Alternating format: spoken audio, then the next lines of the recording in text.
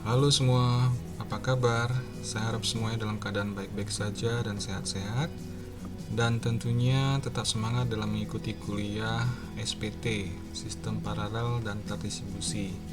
Pada kali ini kita akan membahas tentang microservices. Sebelum masuk ke microservices, kita akan bahas dulu monolithic architecture. Jadi sebelum adanya microservices, semua aplikasi menggunakan arsitektur yang monolitik. Monolitik maksudnya adalah satu kesatuan, satu paket. Karakteristik dari monolitik adalah sebagai berikut. Yang pertama adalah tidak fleksibel. Jadi aplikasi monolitik tidak dapat dibangun menggunakan teknologi yang berbeda. Kalau sudah menggunakan satu framework, satu teknologi, maka semuanya akan menggunakan teknologi itu, tidak bisa berbeda-beda teknologinya. Contohnya adalah ketika kita membangun aplikasi web menggunakan PHP dan framework Y2, maka kita akan tetap menggunakan Y2. Ketika kita menggunakan Laravel, maka kita akan menggunakan Laravel untuk semua paket aplikasi tersebut. Nah, kemudian monolitik itu unreliable karena walaupun satu feature rusak, if one feature tidak bekerja, maka bisa jadi semua aplikasi tidak dapat bekerja, semua sistem tidak dapat bekerja. Kemudian tidak scalable. Nah, aplikasi tidak dapat dengan mudah dikembangkan, ditambah dalam hal layanannya atau jumlah penggunanya itu tidak dengan mudah bisa dikembangkan. Jadi setiap kali aplikasi ini perlu diupdate, maka semua sistemnya harus di rebuild. Jadi even satu modul yang berubah dan harus diupdate, maka akan harus dilakukan rebuild secara satu sistem. Jadi dengan demikian tidak mudah dikembangkan. Kemudian dia melakukan blocks continuous development, memblokir pengembangan berkelanjutan. Jadi banyak features atau many features of the applications tidak dapat dikembangkan dan dideploy secara bersama-sama. Nah, kemudian slow development. Pada aplikasi monolitik membutuhkan waktu dan harus dilakukan secara sekuensial. Jadi satu dibangun, untuk yang setelahnya harus menunggu yang dibangun ini selesai terlebih dahulu. Jadi setiap features has to be built one after the other. Nah, kemudian monolithic architecture ini tidak cocok untuk application yang kompleks, karena features pada aplikasi yang kompleks itu bergantung satu sama lain, gitu. Coupled dependencies. Dengan demikian kalau dia coupled dependency, maka semakin kompleks, maka semakin rumit ya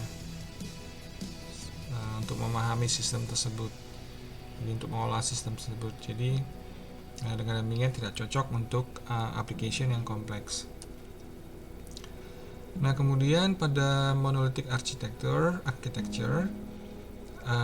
dengan berkembangnya source code ya, ketika kita membangun aplikasinya, diimplementasi, di coding, maka source code-nya akan tambah lama tambah banyak dengan bertambahnya features. Nah, berjalan dengan waktu akan sangat sulit mengetahui bagian mana yang harus dirubah ketika harus dilakukan perubahan. Jadi code-nya terlalu besar, maka ketika harus dirubah, harus tentukan bagian mana yang harus dirubah dari code tersebut, itu akan sangat sulit gitu. Nah, kemudian kode yang berrelasi dengan fungsi-fungsi yang mirip itu akan muncul di mana-mana gitu, karena dia terlalu besar dan mungkin yang membangun juga tim yang besar, sehingga kemungkinan terjadinya kode yang sama similar ditulis berulang kali itu bisa terjadi, sehingga katanya memperbaiki bugs itu akan sangat sulit dilakukan atau lebih sulit dilakukan. Nah, sekarang kita lihat microservice representation atau microservice architecture. Microservice itu adalah sebuah style arsitektur atau gaya arsitektur yang mana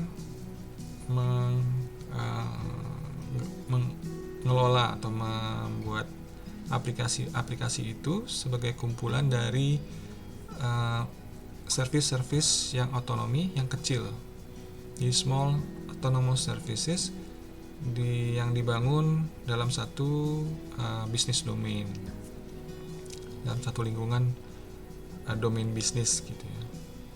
Nah, setiap service itu adalah self-contained dan diimplementasikan sebagai satu bisnis kemampuan, satu bisnis proses seperti itu. Nah, kita lihat gambar ini, itu menunjukkan microservices dalam sebuah sel-sel yang heksagonal yang bisa saling terkait satu sama lain. Di dalam tengah-tengah ada satu bisnis domain, di sekelilingnya microservices.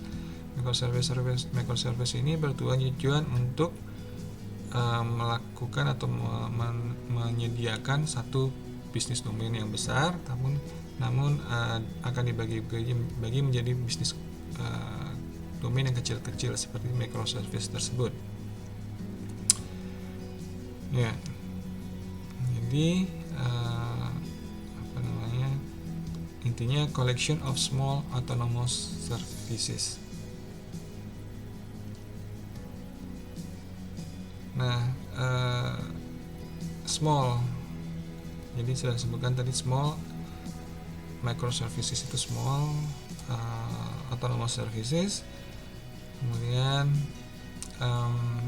dia small, kecil, dan fokus pada melakukan satu hal saja dengan baik.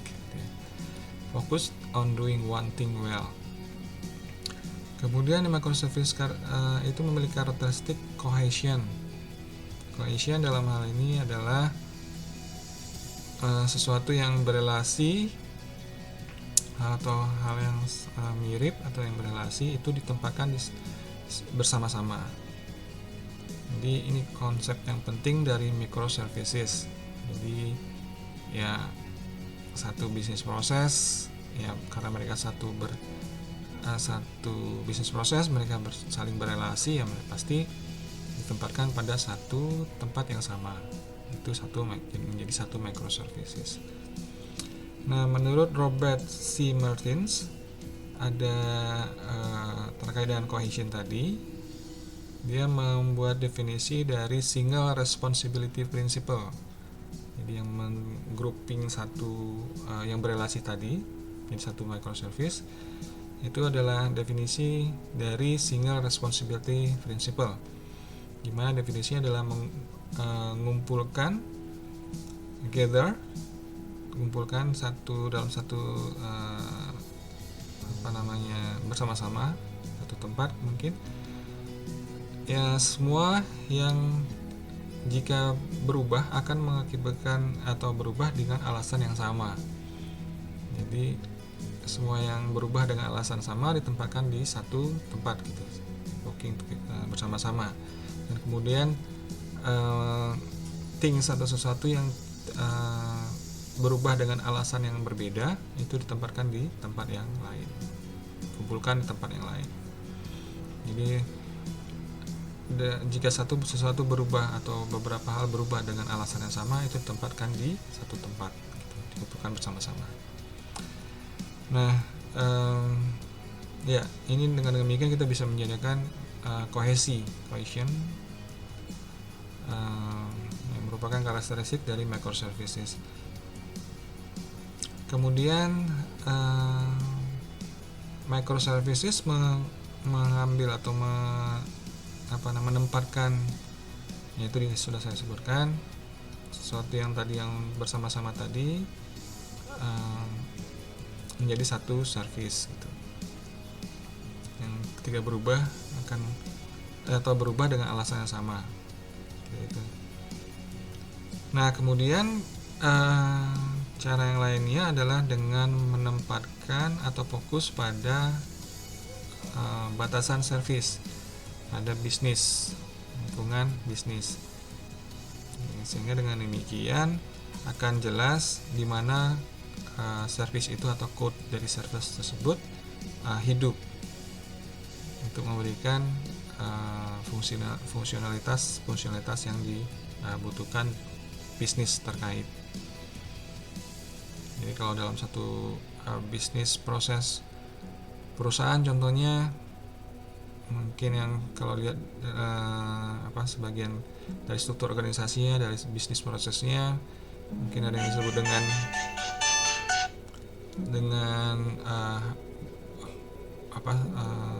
bagian HRD gitu ya, bagian keuangan, bagian inventory dan seterusnya, itu ditempatkan pada masing-masing bisnis proses, satu service gitu.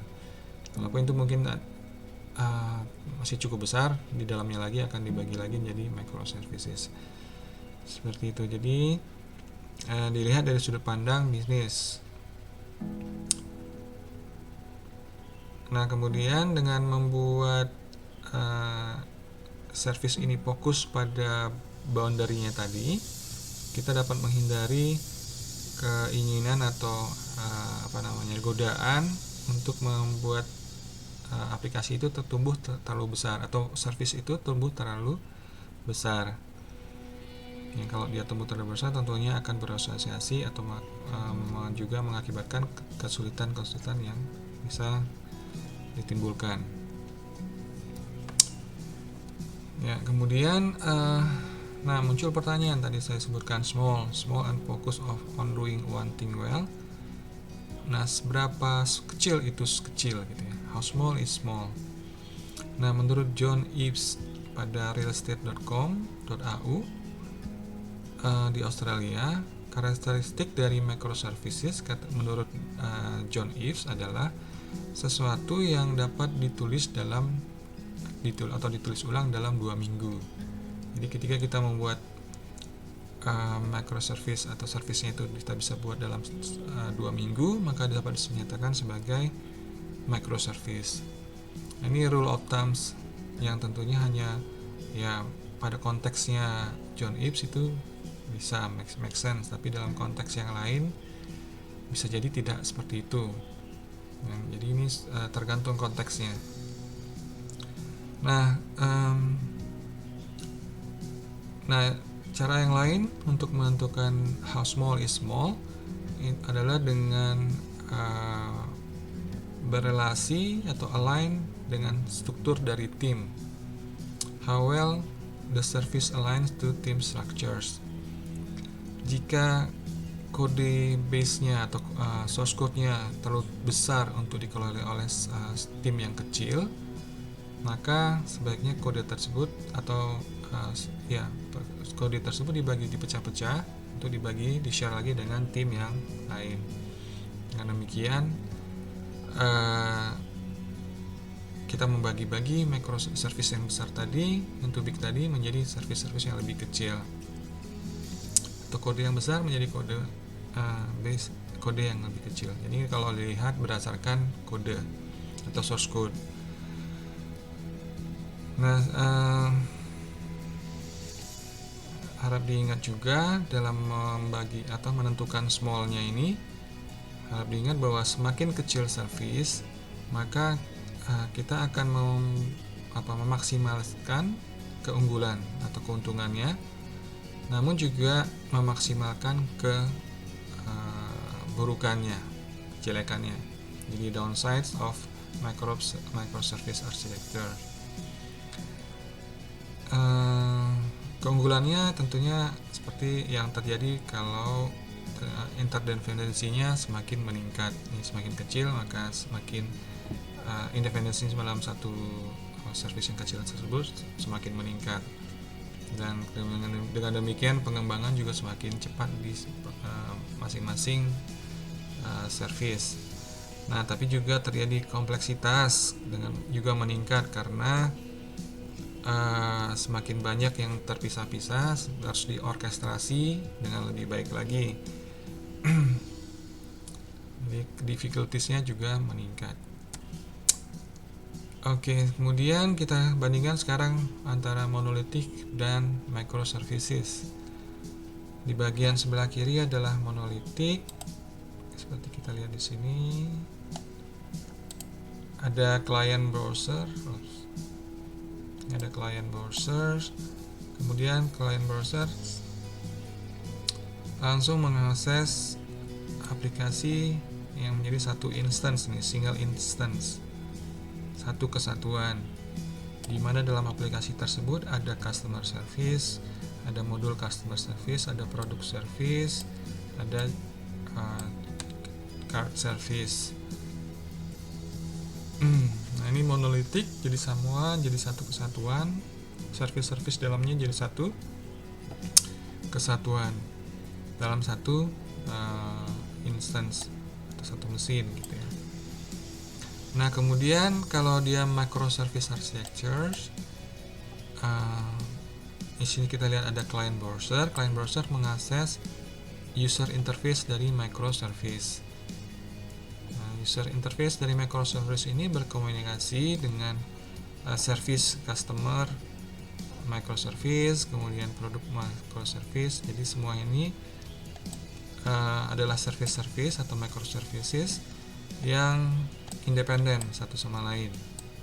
Nah, mereka bisa juga berkomunikasi satu sama lain, seperti ini. Di sini kita lihat ada panah dua yang menuju ke customer service, juga menuju ke product microservice. Jadi mereka juga bisa saling berkomunikasi, namun akan di-trigger oleh client browser yang mengakses user interface-nya, kemudian user interface berkomunikasi dengan service yang tersedia di belakangnya. Jadi ini adalah microservice architecture. Kita lihat di sini perbedaannya. Nah, kemudian kita banding juga di sini, sama juga perbandingannya.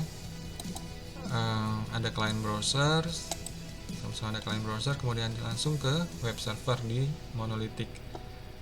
Jadi sebagian sebelah kiri adalah monolitik, langsung akses ke web server, di mana dalam web server bisa ada application. Nah, dalam aplikasi ini bisa banyak service seperti yang tadi di slide sebelumnya. Ada recommendation, inventory, billing, catalog, storefront, seperti itu. Kemudian ada database server. Nah, kalau kita lihat ke microservice, di sini ada client browser, kemudian di sini ada gateway. Jadi biasanya ada gateway.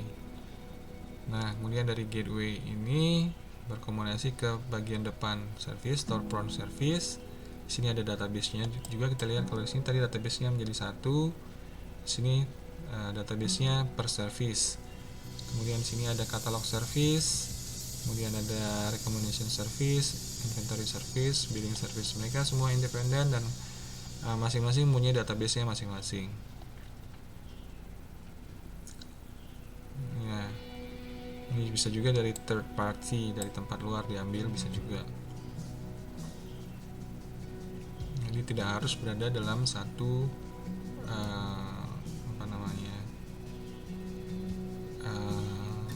sistem, tapi bisa juga diambil dari sistem yang lain di luar gitu ya.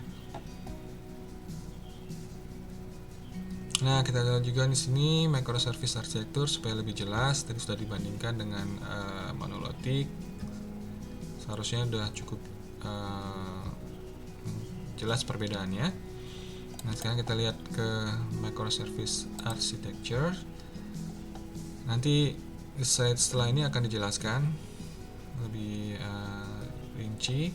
Namun di sini kita lihat ada device ya.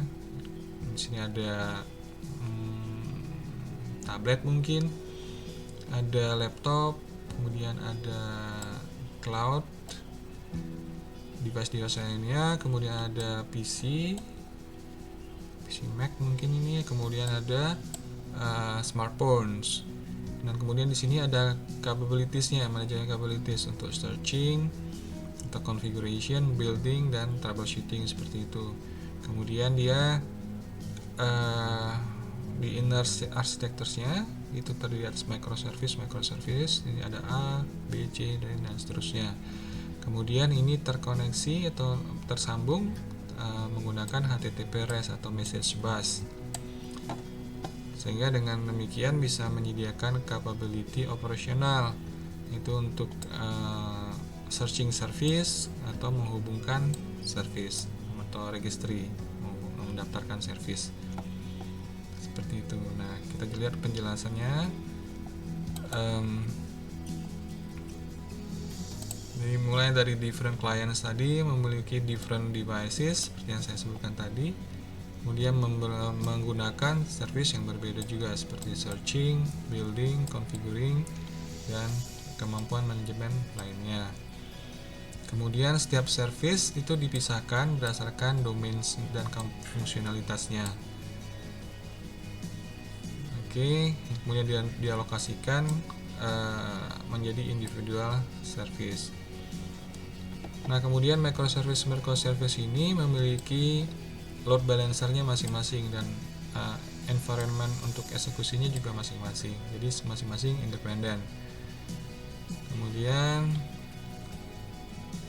memiliki juga their own databases. Eksekusi fungsionalitasnya masing-masing, kemudian mengcapture database-nya masing-masing, mengcapture datanya masing-masing. Kemudian seluruh service berkomunikasi satu sama lain melalui stateless server, yang dalam hal ini either REST atau message bus. REST akan kita bahas dalam minggu depan sepertinya. Nanti akan dijelaskan sedikit. Kemudian microservices juga dapat mengetahui komunikasinya, jalur komunikasinya dengan bantuan dari service discovery. Jadi service dapat ditemukan oleh klien. Dengan demikian maka dapat mengetahui jalur komunikasinya, dan juga dapat perform operational capabilities seperti automation dan monitoring. Bisa juga dilakukan automation dan monitoring. Kemudian seluruh fungsionalitas yang dilakukan atau disajikan oleh microservice berkomunikasi dengan klien melalui API gateway, seperti yang tadi ada di architecture-nya. Itu ada gateway. Di klien berkomunikasi ke gateway, dalam hal ini adalah API gateway. Semua internal points atau services tadi terhubung menggunakan atau melalui API gateway, sehingga semua yang terhubung ke API gateway akan secara otomatis terkoneksi untuk membentuk satu sistem. Kemudian microservice seperti kita lihat sini, one job, tadi sudah disebutkan tadi di sebelumnya, one small function gitu ya. Jadi hanya melakukan satu hal dan dilakukannya dengan baik. One job, satu microservice adalah satu job. Jadi setiap microservice harus dioptimasi untuk melakukan satu fungsi. Jadi dengan demikian dia lebih kecil dan lebih sederhana untuk ditulis dan dipelihara atau dikelola. Kemudian prosesnya terpisah, separated processes. Komunikasi antara microservices dilakukan melalui REST API atau message broker, basis bus tadi. Jadi bisa melewati REST API maupun message broker. Kemudian execution scope-nya, ada scope dari eksekusinya. Walaupun microservices dapat mengekspos diri mereka masing-masing melalui API. Fokusnya bukan pada interfaces-nya, tapi fokus pada components yang running di dalam microservice tersebut. Ya, jadi dalam execution dalam microservice tersebut ada scope of execution-nya. Kemudian CI dan CD, setiap microservice dapat dikembangkan atau diintegrasikan secara continue. CI kemudian dapat di delivery secara continue juga.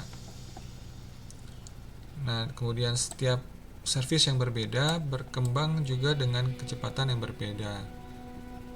Different services evolve at different rates. Kemudian pada aplikasi atau pendekatan monolitik, perkembangan atau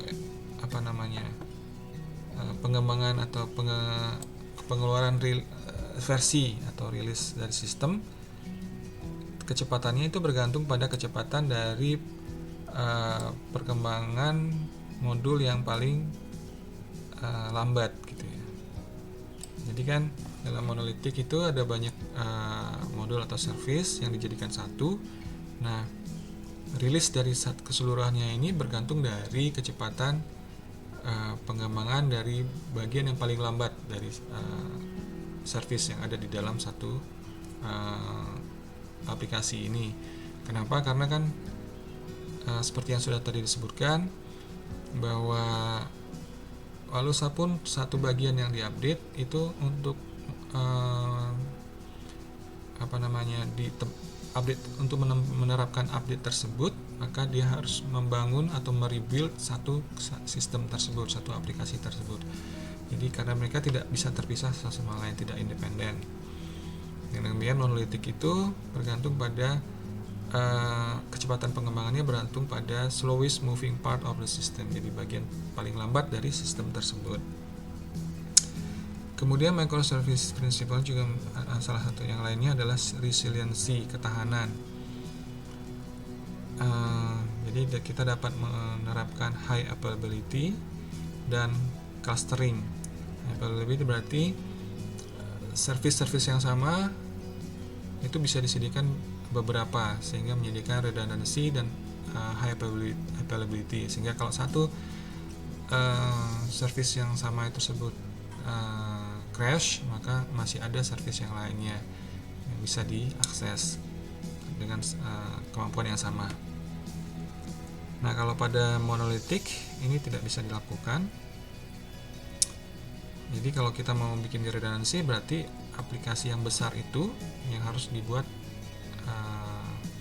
di tempat yang lain atau dibikin sama, di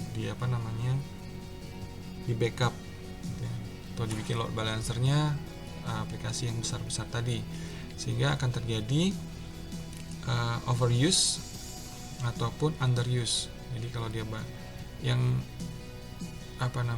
dikembangkan itu yang besar-besar, sehingga sebenarnya tidak perlu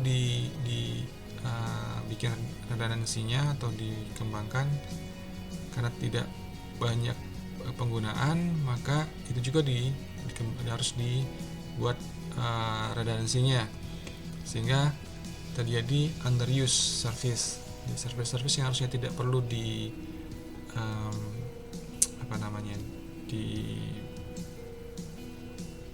redundancy-nya atau di double atau mungkin di triple seperti itu, yang tidak perlu karena tidak banyak digunakan, tetap akan harus di triple atau di double tadi, sehingga akan menjadi underuse services. Ya, jadi ini prinsip-prinsip dari microservice: one job, separate process, execution scope, CI/CD, dan resiliency. Kemudian di fitur-fiturnya ada decoupling, kemudian ada componentization, business capabilities, autonomy, continuous delivery, responsibility, decentralized governance, agility. Nah, apa yang dimaksud dengan fitur-fitur tersebut? Di sini dijelaskan.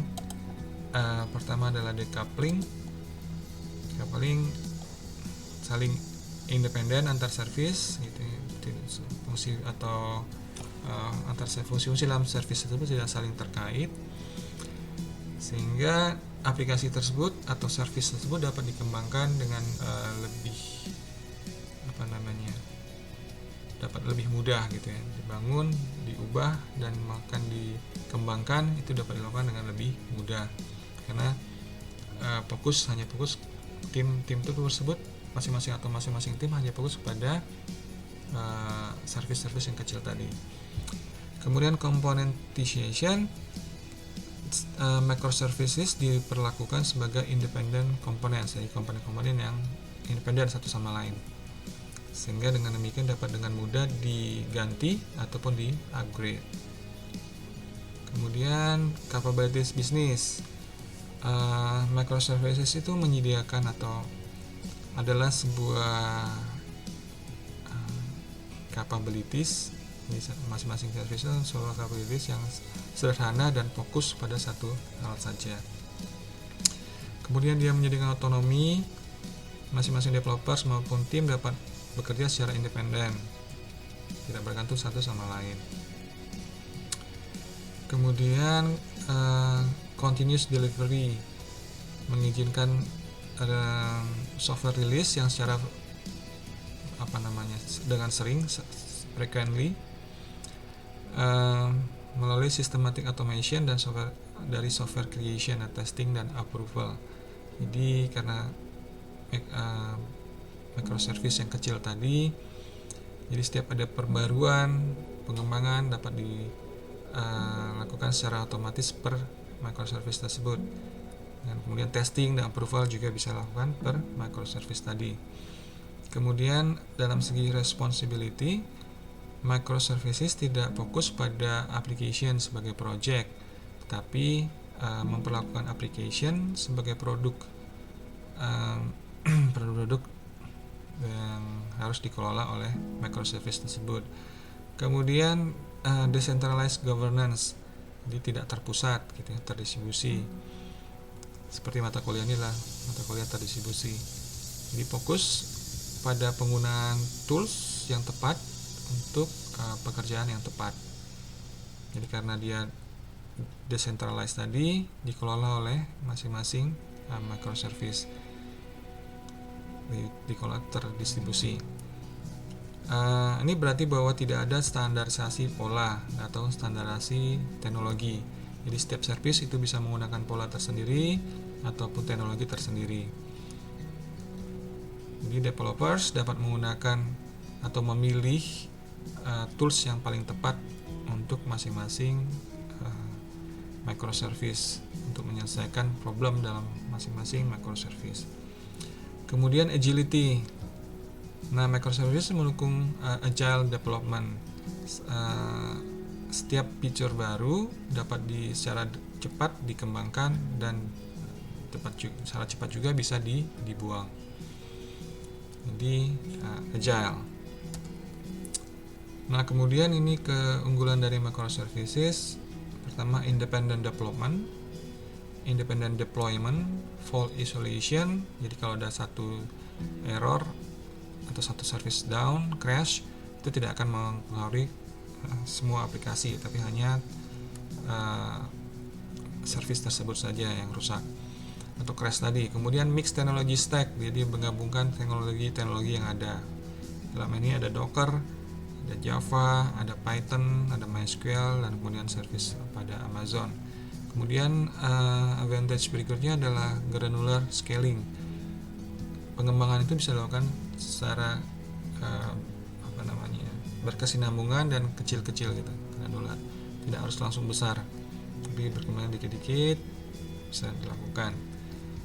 Karena tadi dilakukannya per service dan langsung dapat deploy,